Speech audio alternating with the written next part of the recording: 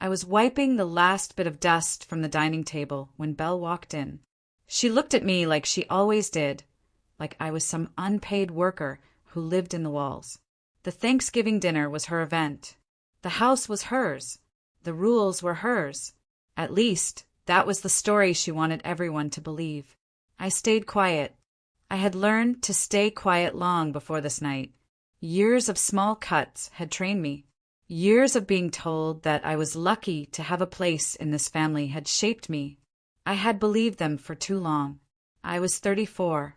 I had an interior design degree I never used because I spent most of my adult life holding the ranch together. Belle always had bigger dreams. She needed tuition money. She needed help with her wedding. She needed a down payment for her first house. Someone had to pick up the slack. My parents always looked at me when she asked for anything. They already knew I would say yes. They treated my yes like oxygen. They used it until I had nothing left. I stood near the kitchen doorway and watched Belle adjust the candles. She complained that the wax was uneven. She complained that the napkins were folded wrong. I had folded them twice already. She wanted the house to look perfect because she wanted to show our relatives that she was the accomplished one. She wanted applause. She wanted attention. I could already feel the pressure in the room, the kind that sticks to your skin and stays there. My parents arrived a little before dinner. My mother, Judith, kissed Belle on the cheek. My father, Walter, hugged her like she had survived a war. Then they turned to me. My mother gave me a small nod. My father said nothing. They walked past me and started admiring the room I had cleaned from morning to evening. They gave Belle the credit.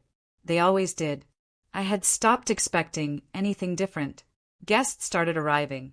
The house filled with voices, laughter, and questions about careers and kids. Belle talked about her life like it was a movie worth funding. I stood behind the kitchen counter and listened. People asked if I was still living at the ranch. I said yes.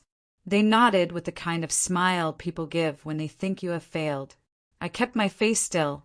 I had learned that stillness protects you. Stillness helps you survive. Dinner began. Belle sat at the head of the table. She wanted the chair with the best angle for photos. She raised a glass and thanked everyone for coming. She mentioned how hard she had worked to make everything perfect. She did not look at me. My parents did not correct her. They lifted their glasses with pride. I felt my stomach tighten. It always happened when the lying started. The food was passed around. People talked about promotions, vacations, and their children. Belle talked about her plans to redo her kitchen. She said she might ask me to help because I had a good eye for colors. She said it like she was doing me a favor. People laughed. I forced a smile. She did not know that I had stopped taking her insults personally. I had reached a point where her words felt like noise in another room. Belle poured herself more wine.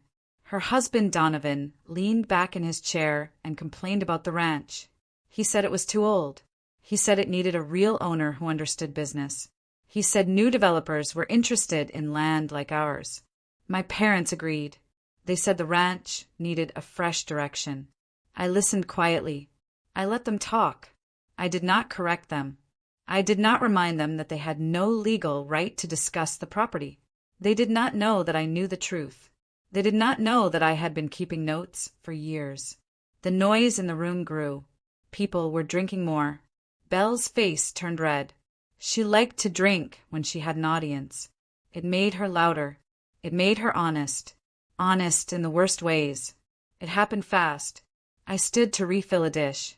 Belle called my name. I looked at her. She held her wine glass high. She smiled the kind of smile that hides something cruel. She said she wanted to make a toast. Everyone turned toward her. She said I needed to stop clinging to the ranch. She said I had until sunrise to pack my things and leave her house. She said she was done supporting me. She said I was dragging the family down. Then she threw the rest of her wine at me. The glass was full. The liquid hit my face and soaked my shirt. People gasped. Some laughed. Donovan leaned back and smirked. My mother looked away. My father stared at the table. The room froze. I felt the wine dripping from my chin. My hands shook for a moment. Then they stopped. I had expected something like this. Maybe not the wine. Maybe not the exact words. But I had expected a breaking point. I had known for years that they would push until there was nothing left to break. They thought tonight was the night they would win. Belle told me to go upstairs and pack. She said the locks would be changed by morning. She told the guests that she was doing the responsible thing. She said I refused to grow up. Her voice carried across the table with confidence. She believed every word she said. I looked at her.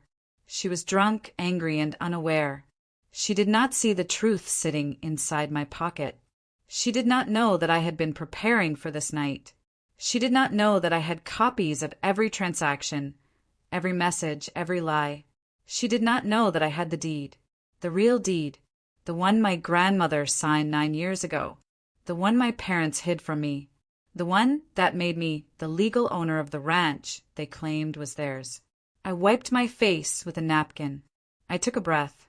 I felt something settle inside me, something steady, something final. This time I did not stay silent. I placed the napkin on the table. The room stayed quiet. Everyone watched me like I was supposed to cry or run upstairs the way Belle wanted. I felt wine drying on my face. It smelled sharp. It smelled like every humiliation I had survived in this house. I did not raise my voice. I spoke slowly. People listened because they did not expect me to speak at all. I told Belle I was not leaving. She laughed. She said I could take the bus to whatever cheap apartment I could afford. She said the ranch would finally breathe without me dragging it down. She did not know that I had already checked the property tax records. Everything was listed in my name. I had spent months verifying signatures and dates. I had taken my time because I knew they would try something like this. My father told me to stop embarrassing the family. He said Belle was right. He said the ranch needed someone responsible. I asked him to repeat the word responsible. He said it again with more force. I let him finish. Then I told him that responsibility was the only thing I had ever given this house. I reminded him that I paid the property taxes for the last 9 years. He blinked. He thought I had forgotten. He thought I was still the daughter who handed him envelopes without asking questions. People exchanged confused looks. Belle waved her hand and told everyone not to listen to me. She said I was being dramatic. She said I was jealous. Then she told me again to leave by sunrise. I told her no. I watched her face shift from confidence to anger. She was used to easy victories. She was not built for resistance. Donovan chimed in. He said I should be grateful they let me stay for so long. He said developers were ready to buy this land for a good price. He said they would handle the paperwork. He said I would get a small cut if I cooperated. I stared at him. I knew he had already taken a deposit. I had proof of it. The check had cleared 2 days earlier. He thought I did not know. He thought he could hide everything behind his loud voice and expensive shoes. My mother finally stood. She said we should stop discussing private matters in front of guests. She tried to pull Belle aside. Belle jerked her arm away and said she was done pretending. She told everyone that I was a burden. She said she was tired of paying my bills. She said she was tired of cleaning up after me. The lies came out fast. They came out easy. She did not know I had the ledger.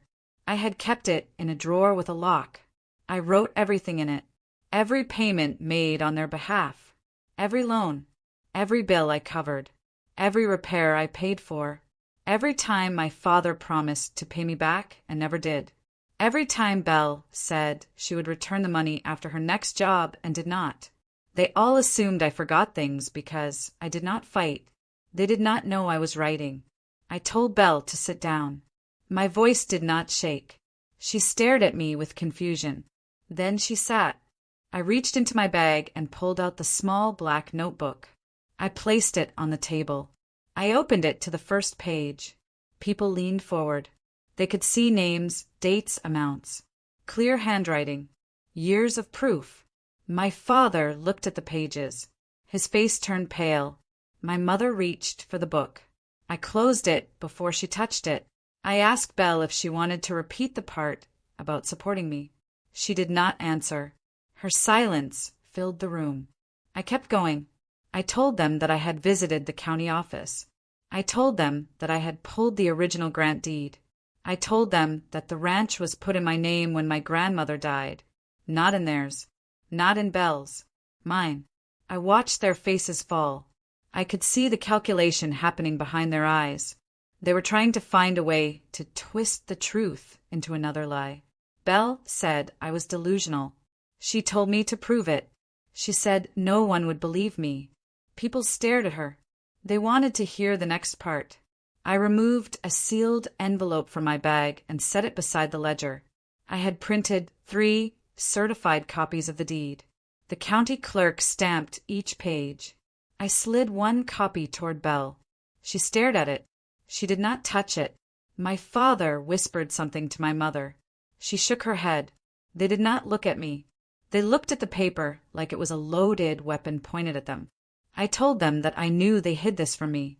I told them I knew my grandmother wanted me to have the ranch because I was the only one who took care of it.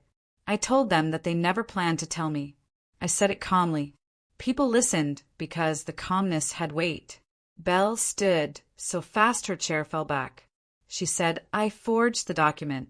Her voice cracked. She said I was trying to ruin her life out of jealousy. She said I was making everything up. Then she reached for the deed. Her hand shook. She read the signature. She read the date. She read the notary seal. She sat back down without speaking. The room stayed silent. Someone in the corner whispered that this felt like a court case. I kept my eyes on my family. I told them I knew about the developer. I told them I knew about the deposit. Donovan cursed under his breath. He tried to deny it. I cut him off and told him I had the bank statement. I told him the developer's rep had called me after noticing the property was not in his name. Donovan had panicked. He blamed a clerical error. The rep had forwarded me the email. My father slammed his hand on the table and said I should stop. He said families work things out privately. I told him that families do not hide deeds. Families do not trick each other. Families do not drain someone for 9 years and then throw wine in their face. I told him he lost the right to privacy when he chose greed over honesty. Judith reached for my arm. I moved away. She said they made mistakes. She said they were under pressure. I asked her why I needed to suffer for their pressure. She had no answer. She looked at Belle. Belle looked at Donovan. Donovan looked at the floor. I told them I had already spoken to my lawyer. I told them everything was documented. I told them tonight was their chance to face the truth before the police arrived. People gasped. My father whispered my name like a warning. I did not bend.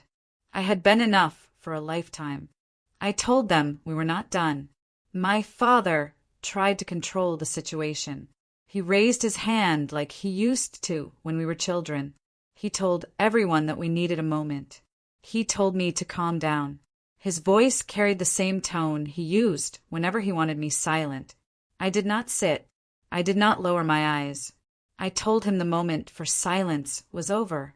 Belle reached for another glass of wine. Her hand shook. She looked at me with a mix of anger and fear. She had never seen me take control. She had only seen the version of me she could push around. She told me I was ruining Thanksgiving. I told her she started it. She threw wine on me and told me to leave my own property. She opened the door. I simply walked through it. People whispered from every side of the table. They were putting the pieces together. The wine, the deed, the ledger, the deposit, the lies. They saw a family trying to strip something from the only person who had taken care of it. Their silence told me I was not the one who looked unreasonable. I reached into my bag again. I pulled out my phone. I placed it on the table. I pressed play on a recording. My parents froze. They recognized their own voices. The audio was clear. Donovan telling them he already took the developer's deposit. Belle asking if they could forge my signature. My mother saying I would never question anything. My father saying they needed to get rid of me before the sale went through. No one spoke. The recording kept going. My father talked about changing the locks. Belle joked about packing my things in trash bags. Donovan said they could call it a family decision. They laughed. I stood still while the audio played. My hands did not shake. When the recording ended, my father stood. He reached for the phone. I picked it up before he touched it. He said recordings were private. I told him fraud was not private. People around the table stared at him like they were seeing his real face for the first time. Judith started crying. She said the recording did not change the fact that I needed their support. She said I owed them for raising me. I asked her to list what I owed. She had no list. I had the only list that mattered. The ledger sat in front of her, like a mirror she did not want to look into. Belle tried to speak. Her voice cracked. She asked if we could handle this as a family. I asked her why she threw wine at me if she cared about handling things as a family. She had no answer. She looked down. She wiped her face. She wanted sympathy. I felt nothing. I told them the next part clearly. I said the ranch belonged to me. I said they were guests in my home. I said the developer deposit needed to be returned. I said they had 48 hours to move out. I said I had already filed an injunction to stop the sale. I watched the words hit them. They looked defeated. My father said they had nowhere to go. I told him that 9 years gave him enough time to plan. He told me I was being cruel. I told him he taught me how to be silent. He taught me how to endure. He taught me how to stay small. Tonight, I did not want to be small. I told Belle and Donovan that their scheme would be reported. I told them the bank deposit was clear evidence. Donovan tried to argue. I told him I had already emailed everything to my lawyer. His face lost all color. He understood what that meant. Fraud leaves a long paper trail. Belle yelled at me. She said I had been waiting for a chance to attack her. She said I had always been jealous. I asked her what I should be jealous of. Her debt, her failing marriage, her lies, her image built on things she never paid for. Her face twisted. She could not control the room anymore. The guests stayed quiet. They understood the truth. They understood the weight of 9 years. They understood the difference between someone who carried a family and someone who took advantage of one. Some of them looked uncomfortable. Some of them looked ashamed for not noticing sooner. I picked up the deed. I held it up. I said this was the final word. I said my grandmother trusted me with the ranch because she saw the truth early. She saw me. She knew I would protect the place. She knew I did not want applause. I wanted stability. I wanted peace. Walter tried one more time. He said we could sit down and work out a fair arrangement. I asked him why fairness mattered to him now. He had 9 years to consider fairness. He spent those years using my savings like it was his own. He said he made mistakes. I told him mistakes repeat only when people want them to. I walked to the head of the table. I picked up the glass Belle had been using. I placed it in front of her. I told her she had until sunrise to pack her things. I repeated her own words back to her. Her mouth fell open. She looked at my parents for support. They looked away. I ended the dinner. I told everyone the night was over. People gathered their coats. No one approached Belle. No one approached Donovan. A few people whispered that I was brave. I did not feel brave. I felt tired. Tired in a deep place inside my chest. Tired in a way that had lasted for years. My parents tried to follow me into the hallway. I told them we would talk when my lawyer arrived the next morning. I closed the door behind me. Their voices faded. I went upstairs. I washed the wine from my face. I changed into clean clothes. I looked at myself in the mirror. I looked older, stronger. I looked like someone who had finally opened her eyes after living in the dark. Morning came. My lawyer arrived. Papers were signed. Deadlines were set. Police were notified of the fraudulent attempt to sell my property. Belle and Donovan left the house with boxes in their hands. They did not look back. My parents left 2 days later. They moved into a small apartment across town. Their faces looked hollow. The court case for the money in the ledger took 7 months. I won every penny. Belle and Donovan faced charges for their involvement. Their marriage collapsed. They filed for bankruptcy. They blamed me. I did not respond. I took control of the ranch. I restored the rooms. I rebuilt the fences. I brought life back into the place. I used my design degree to open a small business on the property. Clients came. Work came. Peace came. For the first time in years, the house felt quiet in a good way. The silence did not hurt anymore. It healed. I stood on the porch one evening and watched the sunset settle over the fields. I felt my grandmother's presence. I felt my own strength. I had been the root of this family for too long. Now I was the one who finally grew.